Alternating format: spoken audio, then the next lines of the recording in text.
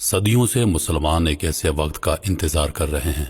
ایک ایسے انسان کا انتظار جس کے بارے میں کہا جاتا ہے کہ جب زمین ظلم اور ناانصافی سے بھر جائے گی تو وہ ظاہر ہوگا اور دنیا میں انصاف قائم کرے گا۔ جی ہاں، میں بات کر رہا ہوں اس عظیم شخصیت کی جسے اسلام میں امام مہدی کہا جاتا ہے۔ اسلامی تاریخ میں امام مہدی کا ذکر صرف ایک کہانی نہیں بلکہ ایک ایسا وعدہ ہے جس کے بارے میں مختلف روایات میں اشارے ملتے ہیں، اور یہی وجہ ہے کہ ہر دور میں لوگ یہ سوال کرتے ہیں کہ آخر وہ وقت کب آئے گا، کب وہ لمحہ آئے گا جب امام مہدی علیہ السلام دنیا کے سامنے ظاہر ہوں گے۔ لیکن آج اس وقت سوشل میڈیا پر ایک نئی بحث شروع ہو چکی ہے، ایک ایسا دعویٰ جس نے ہزاروں لوگوں کو حیران اور پریشان کر دیا ہے۔ کچھ لوگ کہہ رہے ہیں کہ اس سال رمضان کی 27ویں رات ایک ایسا واقعہ ہونے والا ہے جو پوری دنیا کو ہلا کر رکھ دے گا، اور بعض لوگوں کا دعویٰ تو یہاں تک ہے کہ یہی وہ رات ہو سکتی ہے جب امام مہدی کا ظہور ہوگا۔ آج کی ویڈیو میں ہم اسی سوال کی تہ تک جائیں گے۔ ہم دیکھیں گے کہ امام مہدی کے بارے میں اصل اسلامی روایات کیا کہتی ہیں، علماء اس موضوع کے بارے میں کیا کہتے ہیں، اور یہ دعویٰ کہ سال 27 رمضان کو امام مہدی کا ظہور ہوگا حقیقت ہے یا محض ایک افواہ۔ اسلامی روایات کے مطابق آخری زمانے میں ایک ایسی شخصیت ظاہر ہوگی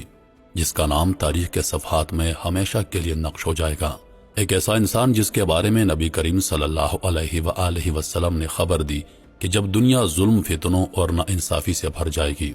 تو اللہ تعالیٰ اسی امت میں سے ایک شخص کو اٹھائے گا جو زمین کو عدل اور انصاف سے بھر دے گا،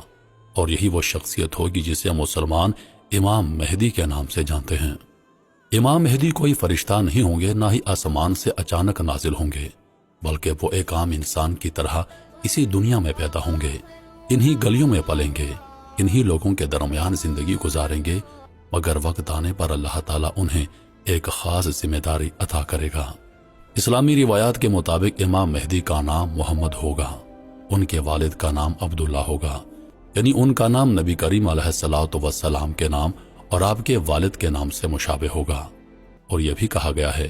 کہ حضور علیہ السلام کی نسل سے ہوں گے، یعنی حضرت فاطمہ الزہرا رضی اللہ عنہا کی اولاد میں سے ہوں گے۔ بعض روایات میں ان کی شکل و صورت کا بھی ذکر ملتا ہے، کہا جاتا ہے کہ ان کی پیشانی کشادہ ہوگی اور ناک قدرے بلند ہوگی، ان کے چہرے پر وہ نور ہوگا جو لوگوں کو فوراً اپنی طرف متوجہ کر لے گا۔ مگر امام مہدی کا ظہور کسی عام وقت میں نہیں ہوگا۔ روایات کے مطابق اس وقت دنیا میں فتنوں کی کثرت ہوگی، انصافی عام ہو چکی ہوگی، طاقتور کمزوروں کو کچل رہے ہوں گے، اور انسانیت ایک ایسے رہنما کی تلاش میں ہوگی جو انہیں ظلم کے اندھیروں سے نکال کر انصاف کی روشنی تک لے جائے۔ اسی دوران کچھ ایسے واقعات پیش آئیں گے جو امام مہدی کے ظہور کی علامات سمجھے جاتے ہیں، مثلا مسلمانوں کے درمیان اختلافات کا بڑھ جانا، جیسا کہ حالیہ دنوں میں ہو رہا ہے، دنیا کے مختلف حصوں میں بڑے فتنے اور جنگیں ہونا، یہ بھی آج کے دنوں میں جاری ہیں، اور بعض روایات میں یہ بھی ذکر ملتا ہے کہ حجاز کے علاقے میں ایک بڑی سیاسی تبدیلی واقع ہوگی، جس کے بعد لوگ ایک ایسے شخص کی تلاش کریں گے جو امت کو متحد کر سکے۔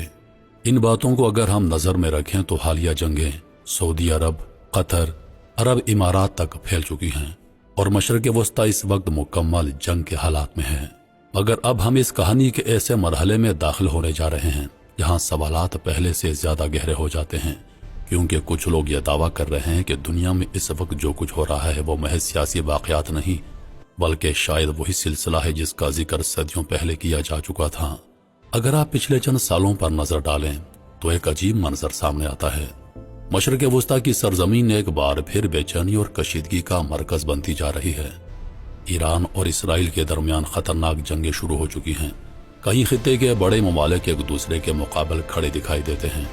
اور بعض تجزیہ کار یہاں تک کہہ رہے ہیں کہ اگر یہ کشیدگی مزید بڑھی تو اس کے اثرات پورے مشرق وسطی تک پھیل سکتے ہیں، جو کہ تقریباً پورے مشرق وسطی میں پھیل چکے ہیں۔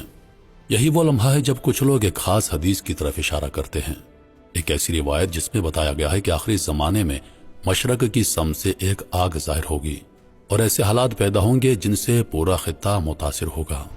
کچھ لوگ اس روایت کو موجودہ حالات سے جوڑتے ہوئے کہتے ہیں کہ شاید وہ آگ جس کا ذکر کیا گیا تھا صرف حقیقی شعلوں کی آگ نہیں تھی بلکہ وہ جنگوں اور فتنوں کی بھی آگ ہو سکتی ہے، ایک ایسی آگ جو ایک ملک سے دوسرے ملک تک پھیلتی ہے اور پورے خطے کو اپنی لپیٹ میں لے لیتی ہے۔ اور پھر بعض روایات میں یہ بھی ذکر ملتا ہے کہ حجاز کی سرزمین یعنی آج کے سعودی عرب کا علاقہ وہ بھی ایسے واقعات سے متاثر ہوگا، ایسے حالات پیدا ہوں گے جن کے بعد امت ایک ایسے رہنما کی تلاش کرے گی جو انہیں ان فتنوں سے نکال سکے۔ یہی وجہ ہے کہ آج کچھ لوگ یہ سوال اٹھا رہے ہیں کہ کیا مشرق وسطیٰ میں بڑھتی ہوئی کشیدگیاں وہی سلسلہ تو نہیں جس کی طرف اشارہ کیا گیا تھا؟ کیا یہ جنگیں، یہ تنازعات اور یہ سیاسی طوفان دراصل اس بڑی تبدیلی کا پیش خیمہ تو نہیں جس کے بارے میں روایات میں ذکر ملتا ہے؟ اور اگر واقعی ایسا ہے تو پھر ایک اور سوال خود بخود پیدا ہو جاتا ہے، کیا یہ سب واقعات کسی بڑے ظہور کی تمہید تو نہیں؟ کیا یہ وہی دور ہے جس کے بارے میں صدیوں سے بات کی جاتی رہی ہے؟ لیکن اب سوال پیدا ہوتا ہے کہ آخر وہ بات کہاں سے آئی جس میں کہا جا رہا ہے کہ 27 رمضان کو کوئی بڑا واقعہ پیش آنے والا ہے، اور بعض لوگ تو یہاں تک کہہ رہے ہیں کہ اسی رات امام مہدی علیہ السلام کا ظہور ہو سکتا ہے۔ جب ہم اس دعوے کی جڑ تک پہنچنے کی کوشش کرتے ہیں تو معلوم ہوتا ہے کہ اس کی بنیاد چند ایسی روایات اور اقوال پر رکھی جاتی ہے جن میں آخری زمانے کے کچھ واقعات کا ذکر ملتا ہے، اور انہی روایات کو بنیاد بنا کر کچھ لوگ یہ نتیجہ نکالنے کی کوشش کرتے ہیں کہ امام مہدی کا ظہور رمضان کی کسی خاص رات سے جڑا ہو سکتا ہے۔ بعض روایتوں میں ذکر ملتا ہے کہ رمضان کے مہینے میں ایک عظیم آواز سنائی دے گی، ایک ایسی آواز جو لوگوں کو چونکا دے گی، اور کہا جاتا ہے کہ اس آواز کے بعد دنیا کے حالات تیزی سے بدلنا شروع ہو جائیں گے۔ کچھ لوگ اس روایت کو اس طرح بیان کرتے ہیں کہ رمضان کے آخر میں یا آخری عشرے میں ایک آسمانی اعلان ہوگا، اور اسی اعلان کے بعد لوگوں کو ایک خاص شخصیت کے بارے میں خبر ملے گی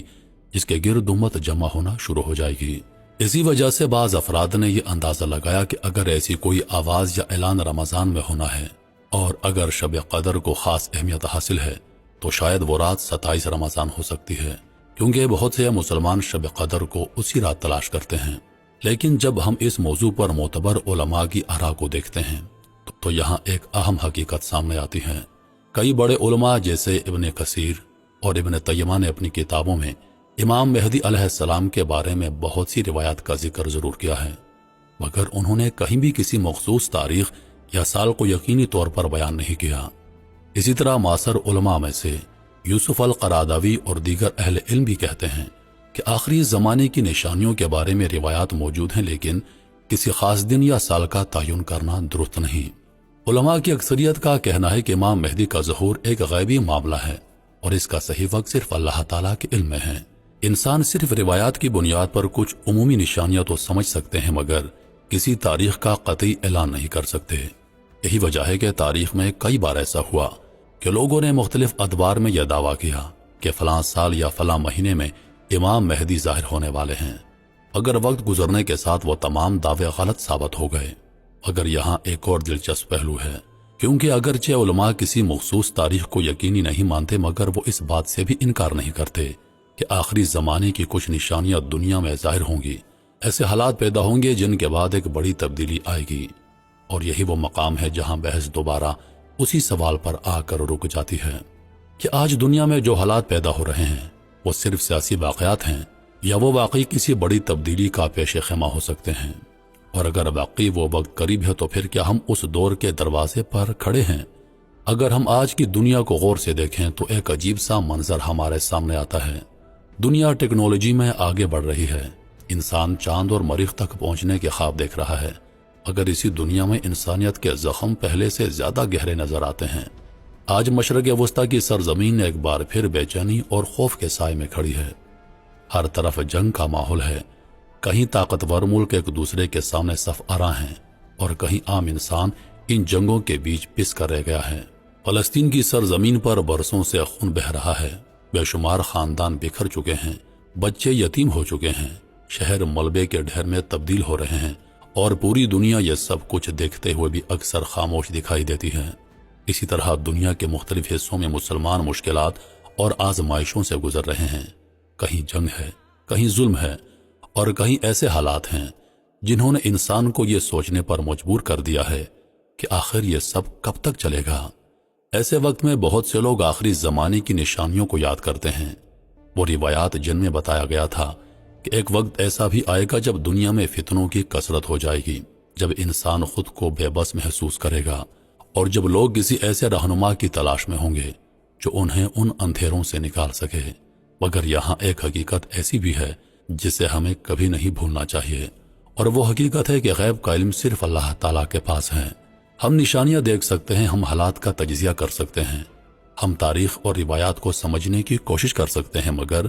ہم یقین کے ساتھ نہیں کہہ سکتے کہ کل کیا ہونے والا ہے۔ کیا دنیا واقعی اس آخری مرحلے کی طرف بڑھ رہی ہے جس کے بارے میں صدیوں سے بات کی جاتی رہی ہے؟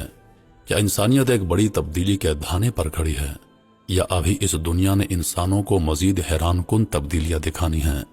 یہ وہ سوالات ہیں جن کا جواب صرف آنے والا وقت دے گا۔ وقت ہی بتائے گا کہ تاریخ کا اگلا باب کیا ہوگا، وقت ہی بتائے گا کہ دنیا کا سفر کس طرف جا رہا ہے، اور شاید یہی وہ راز ہے جسے اللہ تعالیٰ نے اپنے علم میں چھپا رکھا ہے۔